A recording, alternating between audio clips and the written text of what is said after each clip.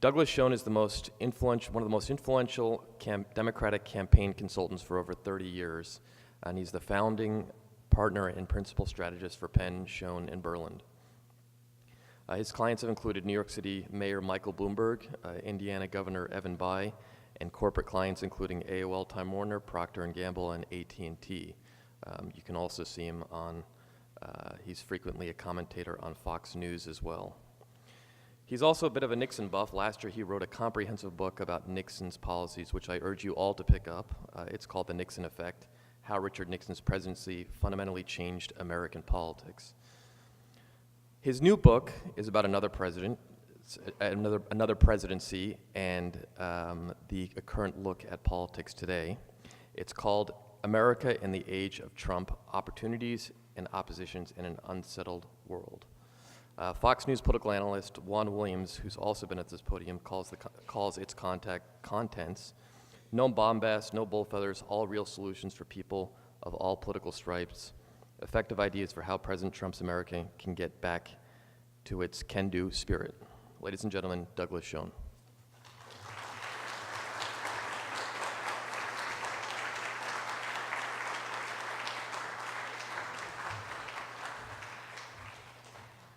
Well, first of all, thank you all for coming today. And I'm going to try to do three things, hopefully successfully. I'm going to try to address the current lay of the land, then answer a question that probably is unanswerable, but we'll try. What would Richard Nixon do if he faced the same circumstances? Number two. And number three, what does the book say? What does it recommend? And why is it different from what's going on in Washington and indeed the country today? So those are my parameters today. And I do think to start, I ought to share a little context. I was one of those, and there were many million Americans who did this as well, who didn't vote for president. I had worked for Bill Clinton, as some of you may know, and I just decided that Hillary Clinton was a bridge too far. And so on Fox News, I did make it very clear that I could not and would not support Secretary Clinton, got a fair amount of publicity, but I didn't say that I would support Donald Trump. I'd worked for Mr. Trump in a private capacity in his business. I knew him, and my own philosophy and view of government is very different from his. And so I just said, look, I'm just not going to get involved, not make a choice, but speak out however I believe is necessary and appropriate. Well, as I sit here today, I'm probably one of the few commentators you might hear or see who doesn't have an axe to grind. Put another way, I didn't, as I said, support Donald Trump. I didn't support Secretary Clinton, didn't vote for president. I am still a Democrat. There's much about the left wing of the Democratic Party that I can't associate myself with, and there's much about the right wing of the Republican Party that I also can't associate myself with. So I'm in the middle. I try to do that on my appearances on Fox News, is to, just offer a centrist perspective and hopefully a common sense and logical perspective. I leave that to others to determine. But my book, America in the Age of Trump, tries to forge common sense, bipartisan solutions to the problems we are facing. And I would argue that those problems are getting worse, and they're being, to a great degree, made worse still by our political leadership. First, let me start with the president. I have two problems. Look, philosophically, I disagree with a lot of what he has tried to do.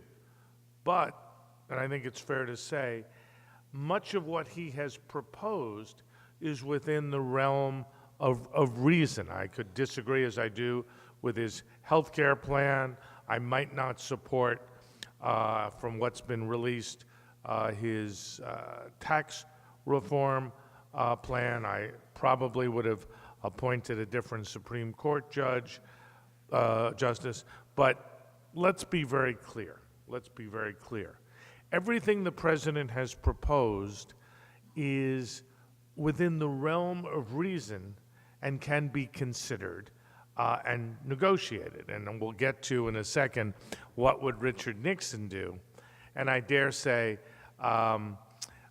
President Nixon would have approached things very differently than President Trump. I think, like a lot of people, I was heartened by this speech on Monday night. He set out a clear policy for Afghanistan, made it clear where he was different from President Obama and what's come before, and outlined an approach towards Afghanistan, towards Pakistan, and indeed towards South Asia generally.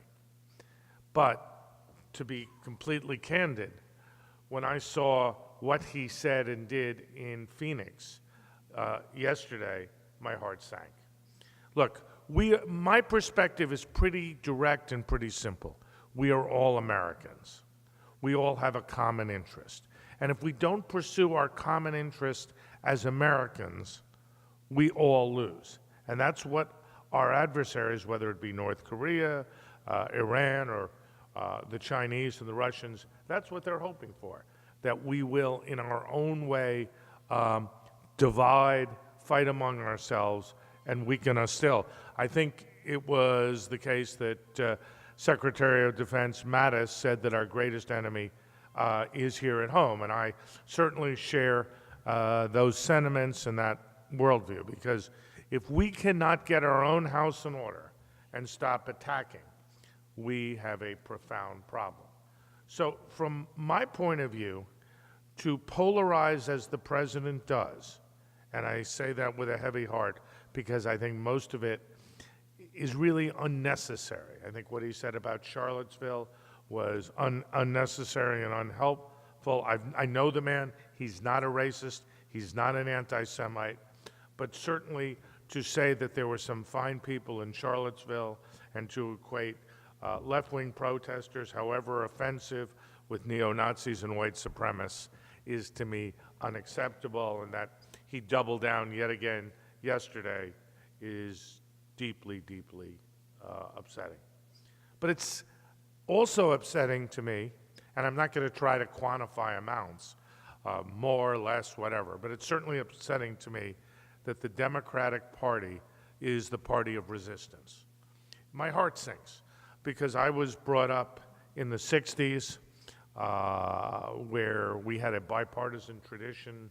We did the civil rights legislation, voting rights, Medicare, Medicaid, all done with Democratic and Republican bipartisanship. And maybe I'm old enough or perhaps naive enough to believe that we can still do that, and I would hope we could.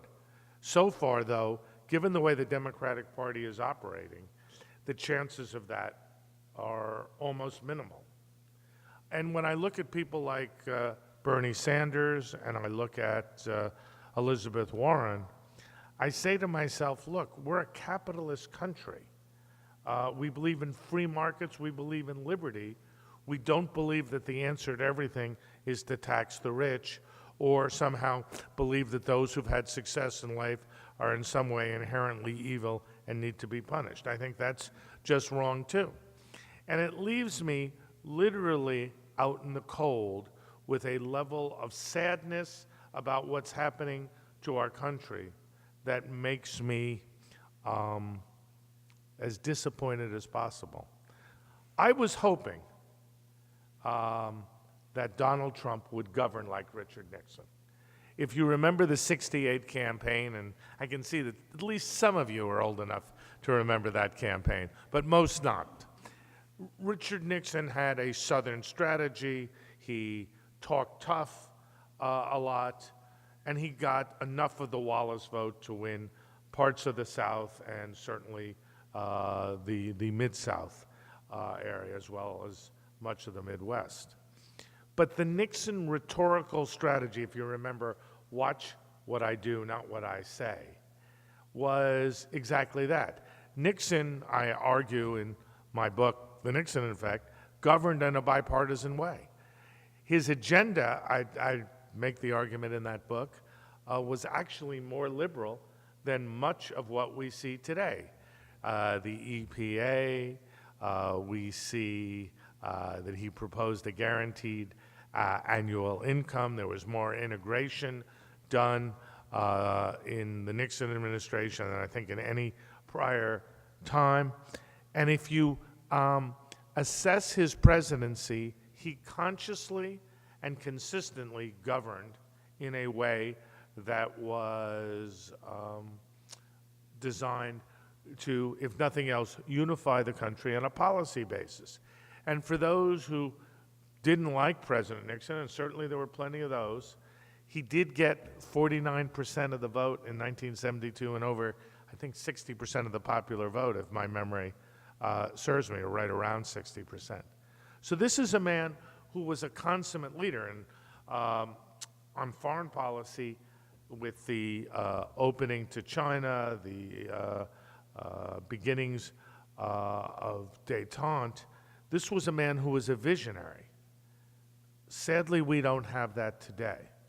I hope and pray that Donald Trump's speech is the beginning of a strategy that involves a more assertive America and seeks to position ourselves to deal with the many threats we are facing, whether they be in North Korea, in the Middle East.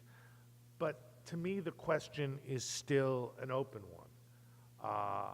Again, speech in the right direction on Monday night, but what the 3,900 troops will be able to accomplish, how we will be able to get the Taliban to the table, as Secretary Tillerson said yesterday, all of these are open questions. The other thing that I think, in fairness to President Trump, we have to accept, we had nothing like the North Korean threat back in the 60s or 70s, even 80s or 90s. And when you had the framework agreement in 1994, we were not facing a situation or set of circumstances where North Korea going nuclear was imminent. Yes, we bought 10 years of time, that's correct, but they cheated, and now we are dealing with the aftermath of that. So we face serious, serious problems, the Middle East with Iran, the Sunni-Shiite rivalry, which is taking a different shape.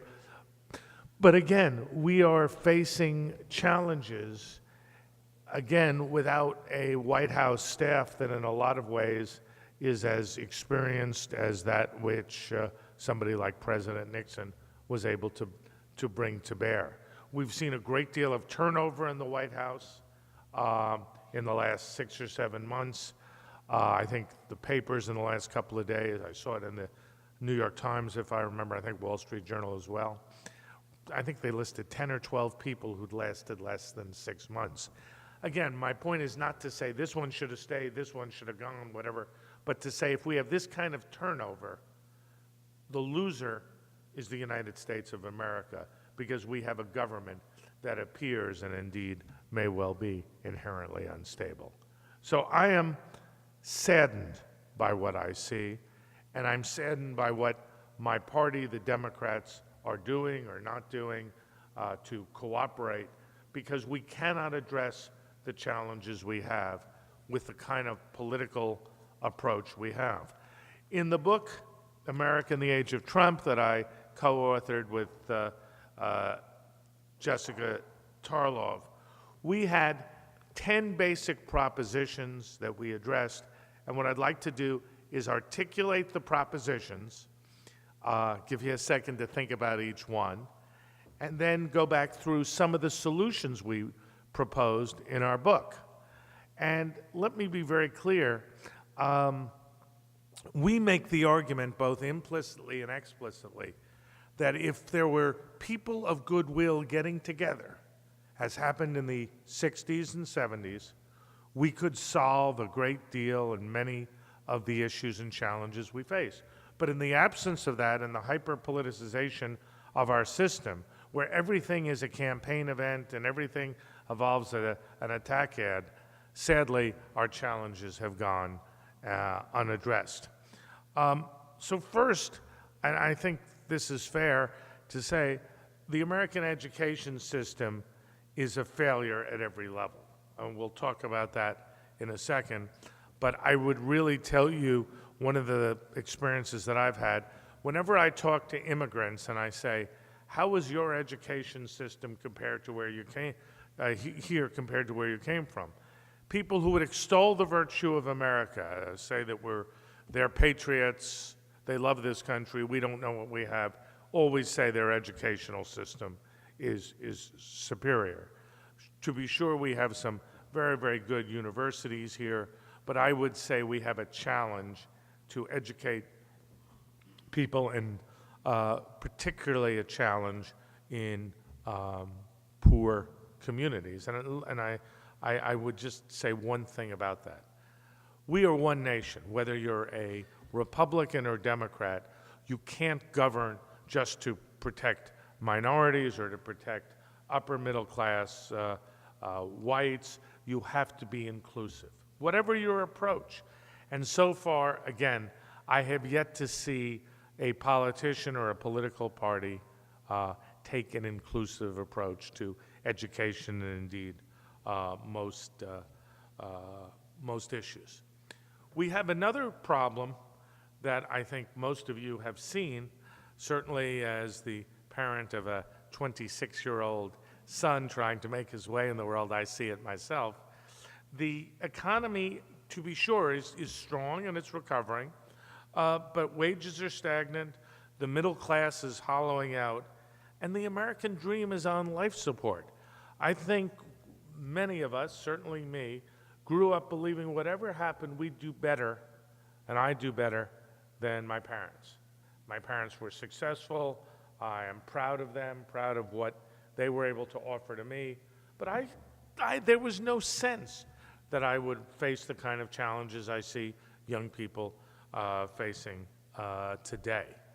And those challenges have to do with affordability, they have to do with getting good jobs, and they have to do with just the simple challenges we face in dealing with a very complicated world where our educational system is not necessarily preparing people for the challenges we face, or the challenges that they face. The third proposition is, and was something I alluded to before, we are approaching a national emergency of military readiness and preparedness in a world of mounting security threats. Now, we wrote the book, finished it about 6 months, a year ago.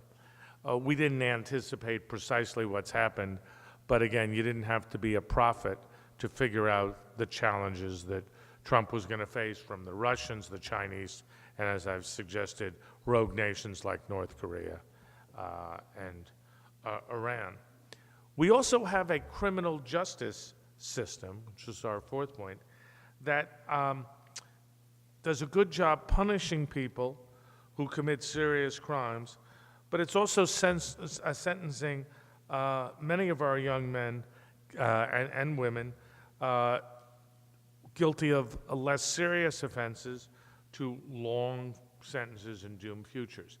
Now, I think we could debate the policy and approach that Attorney General Sessions is taking, and I certainly believe President Obama may well have gone too far with his pardons at the end of his second term. But I think it's also the case that we have one of the highest incarceration rates in the world, and we have very, very limited resources to both teach and train people in prison to come out and be productive citizens. Put another way, we do have an underclass in this country, and one of the ways we're seeing it reflected is what's come to be called the opioid crisis. Candidly, Jessica and I did not write about that in any great detail, but now as we watch the media, and I'm pleased the President declared a national emergency, we have, I think, 50-odd thousand people dying every year, and you run across people who are taking prescription drugs, quite apart from heroin and cocaine, and waking up and finding themselves addicted to some pain medication, anti-anxiety medication, and it is literally for them crippling. We don't have a handle on how to deal with it. We don't have the resources, and even if we have the resources, it's not clear to me we know how to best handle that. I think it's obvious to everybody, and again, this was written before the fight over repeal and replace. We have a healthcare crisis because while I'd be the first one to criticize the Republicans for having 7 years to come up with an alternative plan, it's also the case that Obamacare is a failure. Exchanges are collapsing, insurers are pulling out, and premiums are going up by double-digit amounts or more.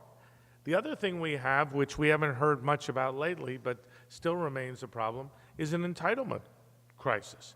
We may well have deferred that for a while. We're not going to have Medicare, Medicaid, and Social Security go bankrupt in the next couple of years, but I think the actuarial reports indicate that within 10, 15 years, we could face a very serious crisis. There's one other issue, this is actually my sixth point, which I think informs everything.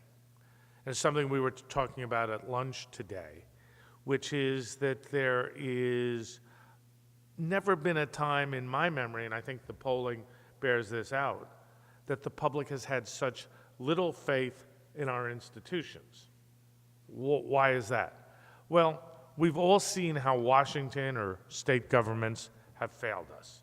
I think it's fair to say that the level of skepticism is high. But there are a couple of things going on that exacerbate the problem, which is increasingly people are deciding, why would you want to serve in government? We're not getting our best people to go into government to serve. The other thing is with the internet and a very, very aggressive media, we live in a gotcha society. And in a gotcha society, whatever you've done, however you've done it, can be magnified and turned into a problem. And to say to somebody, give up your career, step out, leave your job, go into the administration, whatever administration, Democrat or Republican, run the risk of some degree of condemnation or excoriation for what you did or what you didn't do, why would you do that? And I ask that as a rhetorical question, but I think for many, many people, that is also a huge, huge issue. Another issue we isolated is that there's a crisis of values. And what I mean by that is basically we were brought up, at least I think virtually everyone in this room and hopefully those watching, the vast majority, with a sense of right and wrong, a sense of morality, decency, and integrity.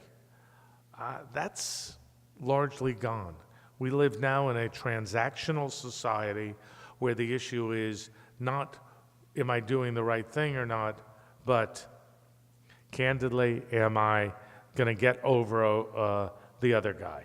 And it's a zero-sum society, and it reflects, I think, an underlying decay in what has made our country unique. And I did something last night that I would urge everyone here to please consider doing, which is to watch John F. Kennedy's inaugural address from, I think it was January 20th, 1961.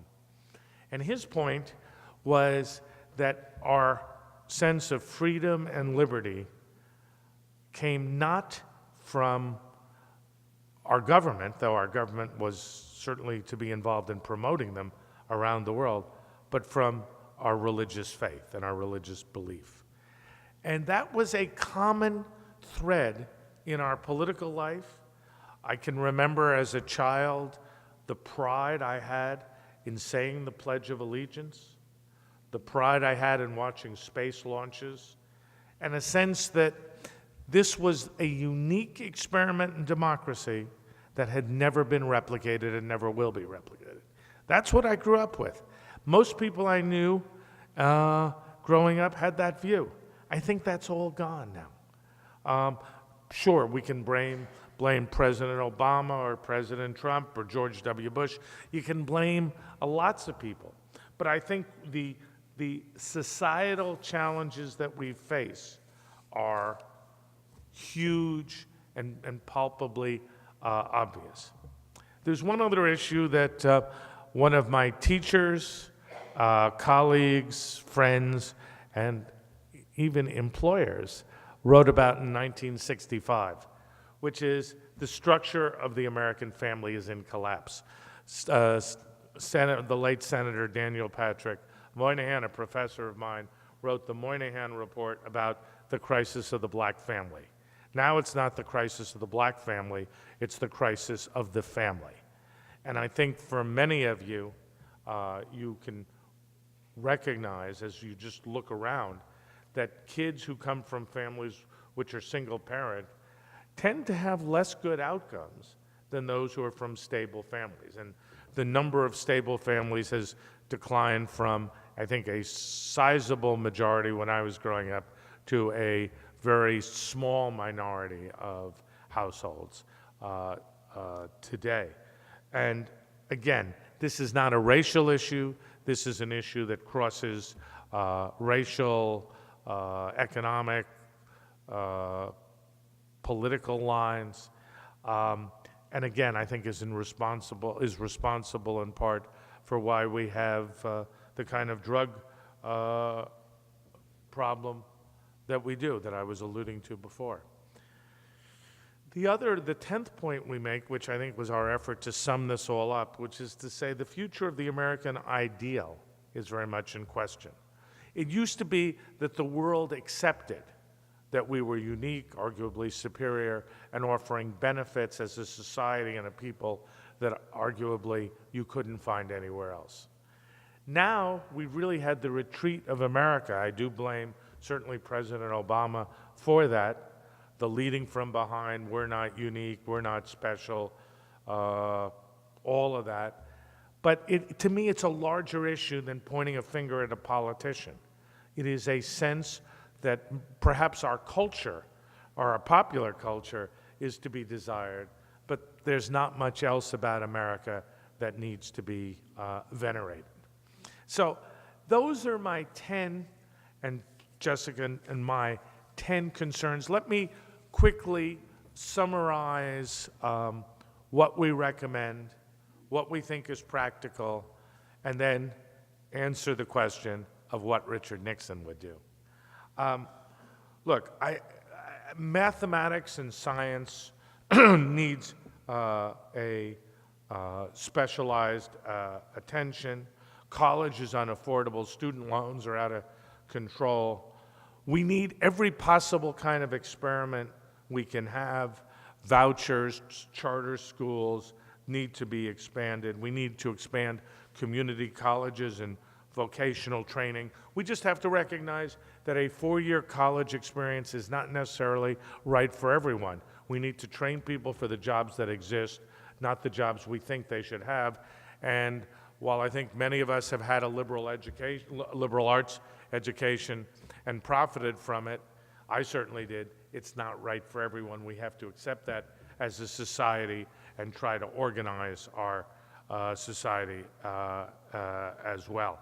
I think we really need to understand that unless we are able to do that, we will not be able to address the issues of social mobility, job growth, job creation in a way that is constructive. Because so many people, even if they believe in the American dream, believe it's gotten much more difficult, much more complicated, and ultimately for many, illusory. And what I'd like to do, and I think we can do it with some hard-headed leadership in the educational and job training fields, is we can make a real dent into that. I believe we do need comprehensive tax reform. I think the president, from what I know, is going in the right direction. But we need pro-growth tax reform, not merely redistribution. I'm with the administration there. We need efforts to help lower-income workers, train them, give them opportunities, and we need pro-family policies that encourage and strengthen our families rather than allowing them to continue to disintegrate. Look, I'd be one of those people, and please, you can question me in the question period about this, but I am somebody who Steve Bannon would call a globalist. I think that we have a role in the world, we have a clear role in the world, and when the president said, oh, we can't do nation building, I get that it's unpopular, believe me. I'm a pollster by training, I know what's popular and not, but unless we strengthen the institutions of democracy in countries like Afghanistan, we'll have a result like we've had in Iraq, where the forces of evil, to wit, Iran, continue to undermine stable democratic government. And in Afghanistan, we have the Haqqani network, we have the Taliban, we have ISIS. We have to strengthen governments to be competitive. I just think we need to foster our global cooperation. I'm disappointed with the withdrawal from the TPP. I'm concerned about renegotiation of NAFTA, even if there's short-term political and perhaps even economic benefit there. But I think that we need to recognize that we have a serious issue in cybersecurity. We have the capacity to fight wars on that level as well as conventionally, and I think we need to be more aggressive and more assertive than we were certainly during campaign 2016. Look, I just think in terms of criminal justice that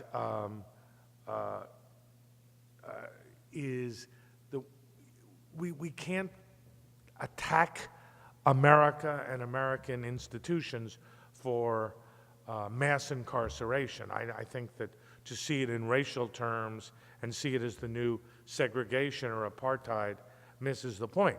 We got to train people, we got to give them opportunities. If they are in jail, we have to give them an opportunity to be pointed in the right direction in terms of rehabilitation, education, and ultimately job training. But I don't see it as a racial issue, but I do see it as a crisis if we can't take people who are in prison and give them a clear path to a successful life. Those small programs that have attempted have had great success. The problem is they're really, from what I can tell, a drop in the bucket. And I think we need more and better police training, more community outreach. If you look, and again, I'm not saying this to credit, though I think he deserves a lot, my client and friend Michael Bloomberg, but crime under his leadership and continuing under Bill de Blasio has gotten to record lows. The number of murders, again, record lows. Clearly in Chicago, something has gone wrong. And again, I'm not sitting here saying it's Rahm Emanuel's fault, but the degree of gang membership and alienation from the police is so substantial that there's literally a crisis of societal leadership, given the exploding and expanding murder rate. So that is, again, something we need to do. And again, we have to address the entitlement crisis. I believe now, and we need to do it with small fixes now, so we don't have to do big fixes. Some degree of modest means testing, raising the retirement age where benefits would be available by a few months, maybe a year or so. Small fixes like that now can save the programs for the future. I also believe more choice, more competition in our programs is good. As a practical matter, we got to do something about health care. I would have been only too happy for repeal and replace to succeed. Now we have to take what is and try to fix it with more market competition, more efforts to, I think, make sure that insurance companies do not pull out of markets entirely. I'm not an expert on healthcare, but I do know this. As a matter of politics, if we do not address the healthcare crisis, this system could well very quickly be in complete collapse. And I believe that the government has to face the crisis that we see in faith in our institutions. There has to be an effort for responsiveness on all levels, from local government to the federal government. There has to be an openness.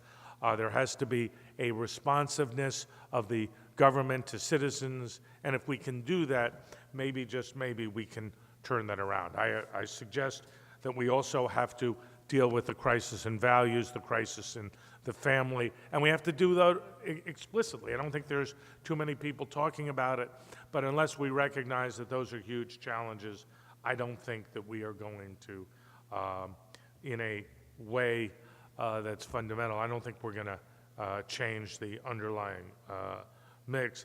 I do think in terms of the vacuum in political leadership, we need to get rid of things like, partisan redistricting. I think the fact that so few elections are competitive, maybe 50 or 60 of the 435 House races will be competitive. And the way the and I'm not here to say I'm for Citizens United or against Citizens United. I have my opinions. But if we're in a situation where politicians don't campaign, they just fundraise, and they deal with special interests, we are doomed to fail, and we have to recognize that. And my final point is we have to recognize that the American ideal is at risk. We have to recognize that our position globally is eroding. Numerous commentators have spoken of that. Numerous political leaders are basically saying, look, you guys have quit. You're off the global stage in a leadership way. We have to deal with a new reality. I think that's sad. I think that's wrong. But I think it's fundamentally reversible. And I also think, as we sit here today, and I'll stop in a second, but President Nixon would have approached this all very differently. Looking at his record, as I did in the Nixon Effect, and thinking about America in the age of Trump, as I did, President Nixon would have tried to find a bipartisan solution to each and every of these problems. He would have called the congressional leadership, Democratic and Republican, and he would have sought to craft bipartisan solutions. The other thing the president would have done, President Nixon would do today, is he would lower his voice. And if you remember the first term, the attack dog, nattering nabobs of negativism, was Vice President Spiro Agnew. Right now, the roles are reversed. Donald Trump is the one who's out there talking, and Mike Pence is the quiet, behind-the-scenes political operator. I'm not suggesting that Mike Pence should go out there and become something he's not, but rather I'm suggesting this country would profit and benefit by the president lowering his voice, not attacking his own party, not just attacking the Democrats too, but saying, how do we get this done? How do we work together? As I said, I was very moved on Monday night by the speech. It certainly is going in the right direction, but I think these rallies, however good they make the president and his supporters feel, really further divide our country and put us in a position where we are less equipped to deal with the challenges facing our country.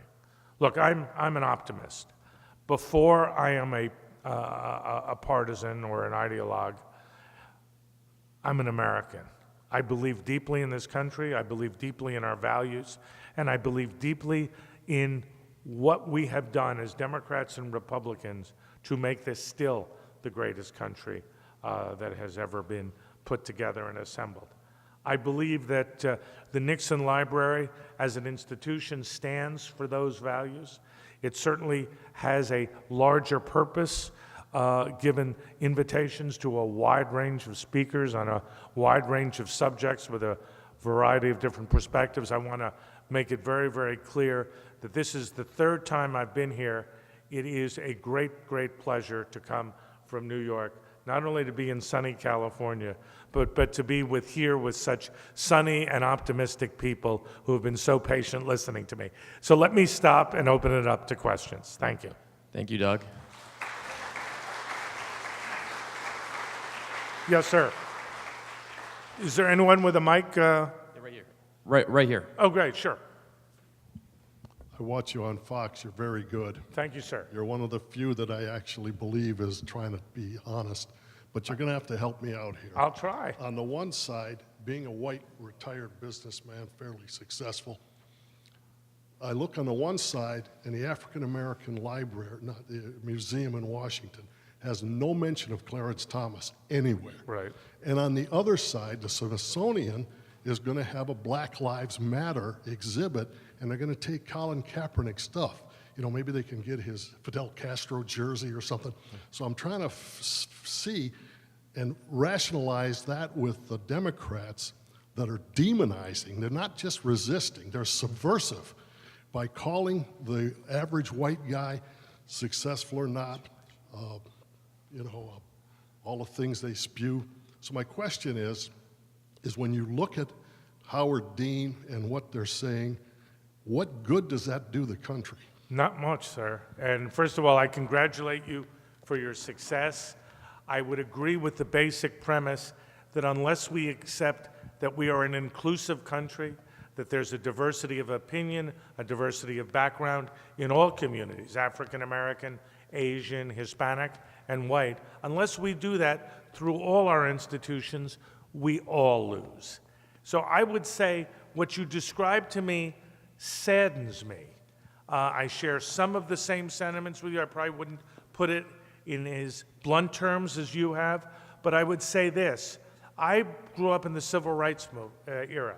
My mother taught me that we were to be, as Martin Luther King said, values-free, colorblind, and to deal with the content of people's character. That's the way I choose to see things, and I would hope the polarization on the left and the right in the African American community and all communities can be dissipated. You're right to criticize the Democrats. There's much I would dare say the Republicans can be criticized for too. But I return to where I started. We're Americans first, and unless we pull together inclusively, we all fail. Yes, ma'am. We have a question right here. Oh, sure, please. First of all, I've always appreciated your level-headed comments, and on a scale of 1 to 10, I gave you a 6 in my appreciation, and today you're a 10. And same with Jessica. I've always, for a Democrat, I always liked her, and now she's a 10 if she had anything to do with the book. She's a 10, did you say? Yeah. And I'm a 6? No, you were a 6. Now you're a 10. Oh, well, thank you. And, thank you very much. I appreciate that. Yeah, and I think you're a closet Republican coming out. In light of what we've seen in the media recently regarding the violence, et cetera, with this whole resist and the Antifa, is there anything that's going to happen in your mind to expose what's really going on there and somehow get some control of the violence, unmasking these people and arresting them for what's going on? Who would you like to arrest? Well, the people that are perpetrating violence and taking them off, and they're criminals, and they're committing a crime. That isn't free speech. That's criminal activity with the violence that, in my opinion, is going on. Are you speaking about people on the right or the left or both? Yeah, I must tell you, I really believe we have to do everything within the law to discourage the kind of violent protests we've had. Now, I don't, for a second, I want to be very clear, and I said this before, but it deserves reiteration. I do not see neo-Nazis and white supremacists as the equivalent of those on the left, however much those on the left I find are doing destructive acts. I think white separatism, Nazism, I say this as an American Jew who had relatives, unfortunately, who perished in the Holocaust. I think those are so far outside the American tradition that I cannot equate them. But that being said, we don't need violence on either side. I absolutely agree with that. I think the protests are destructive, and I also think that what the counter-protesters have done in some instances has been harmful to the broader cause that they espouse and certainly that I believe in. I think Boston at least was handled a lot better than Charlottesville, but I'd rather move to a situation where we don't have weekend demonstrations week after week after week. We focus on dealing in as sober-minded a way as I can talk about it on the problems we have.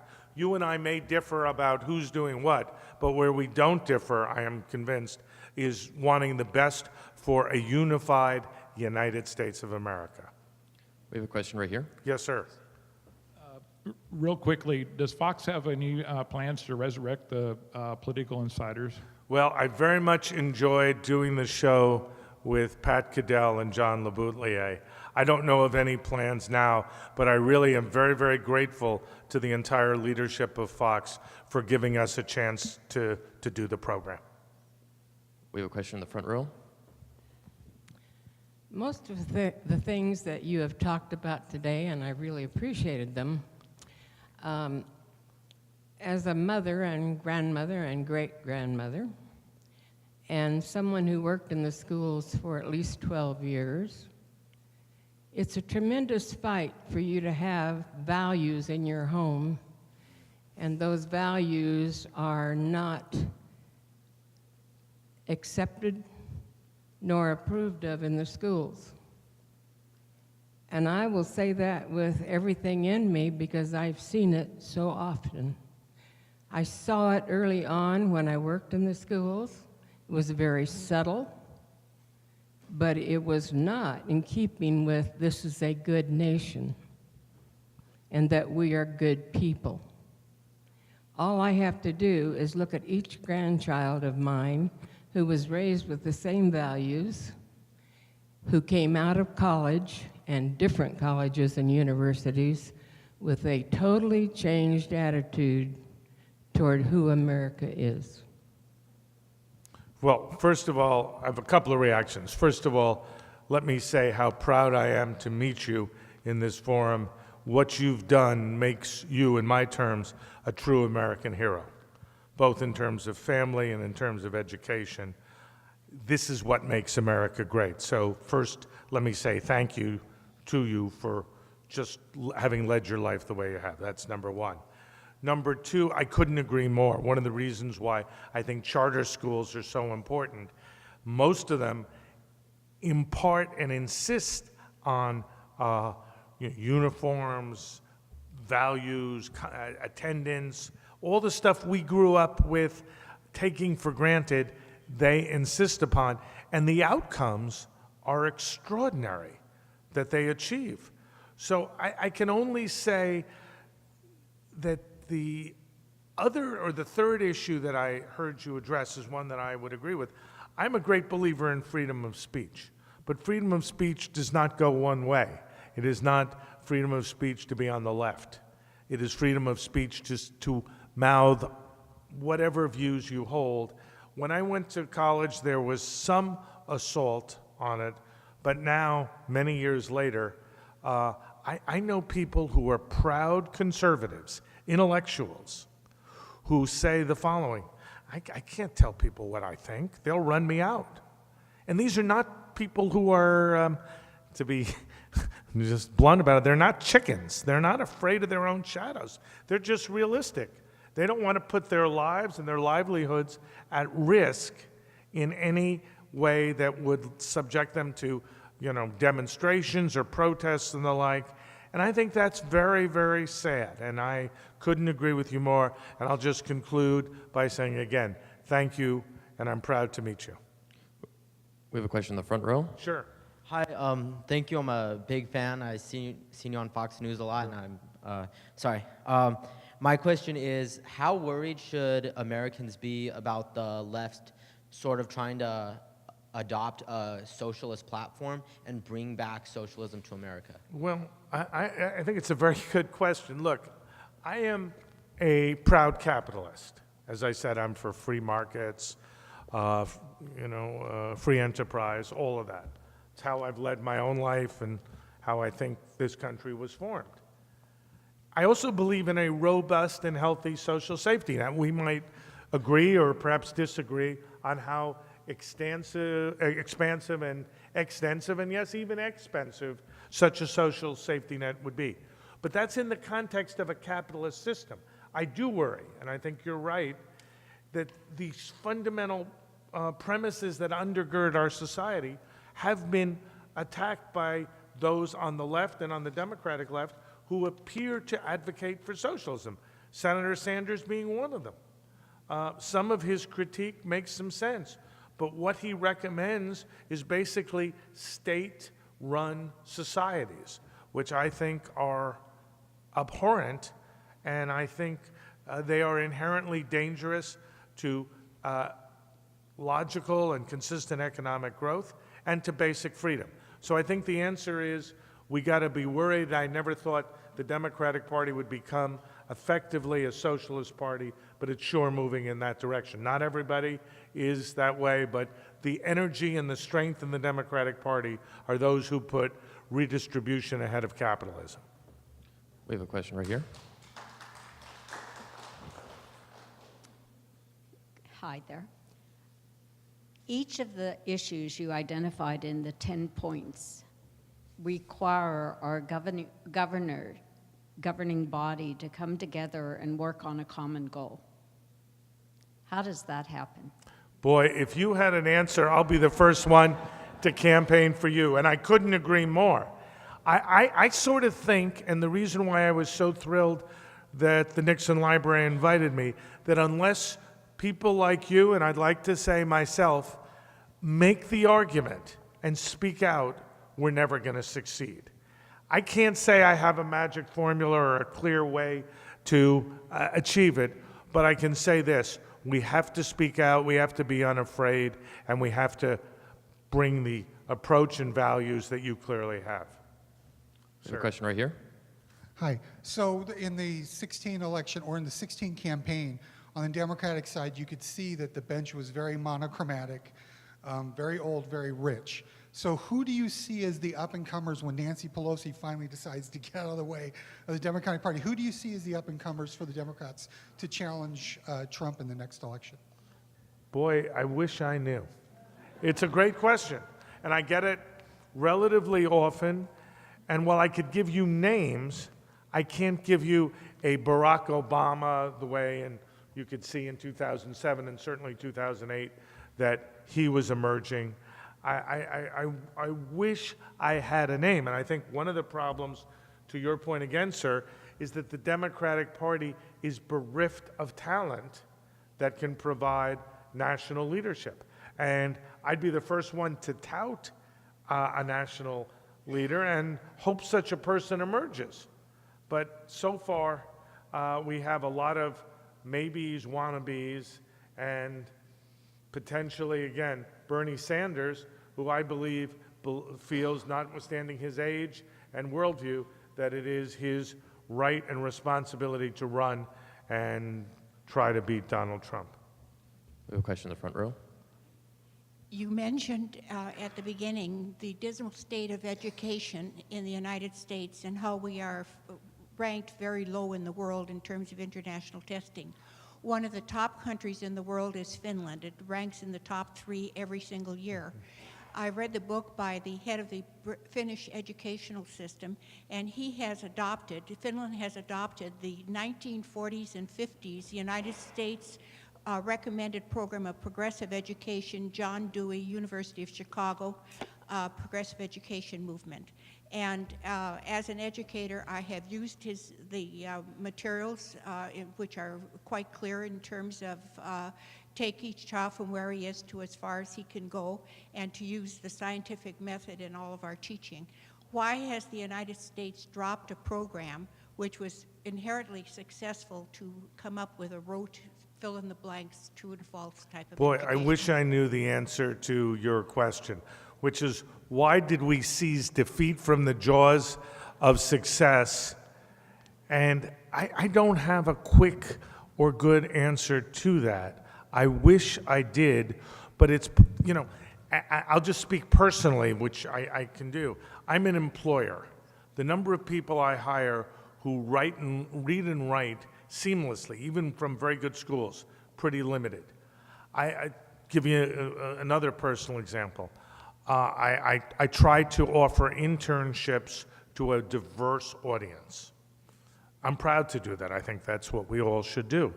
I have had to teach some people just basic rules like you show up on time, you do your work on time, you sit still, you don't leave your desk or your post until, you know, it's break time or lunchtime. You don't decide on Thursday that you really need a long weekend and disappear. And I say all this, there was one year we had interns where I could tell it was the weekend because on Thursday afternoon, they all brought their suitcases to the job and, you know, they were gone. And look, I don't want to be unfair.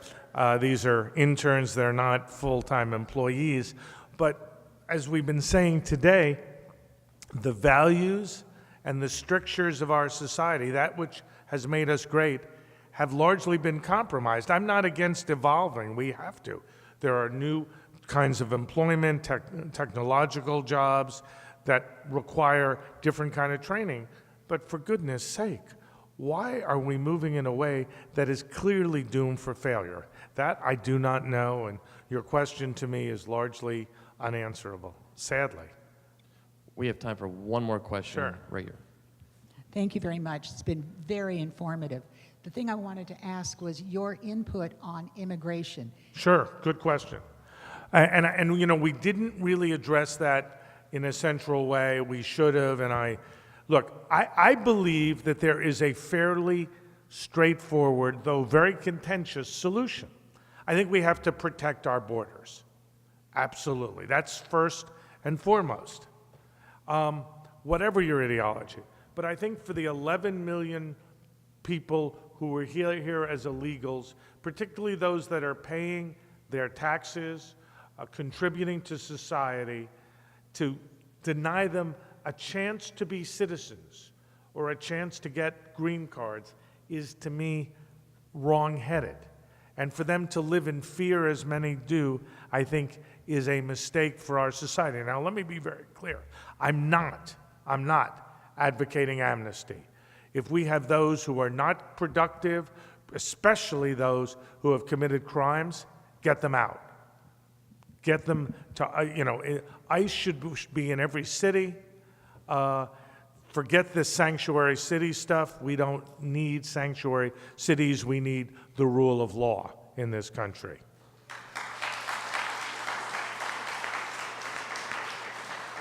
But just to underscore, I am not for just, persecuting those who have been here. I want to provide the opportunity that is appropriate to those who have already proven they can contribute to our society.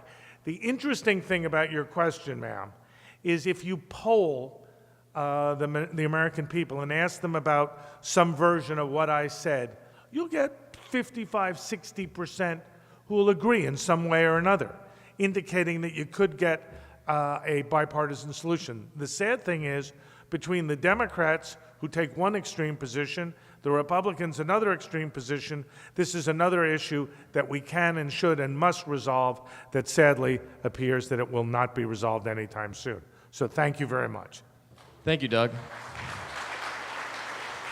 Doug will be available to sign your book, America in the Age of Trump. Thank you again for being here, and we'll see you next time. Thank you.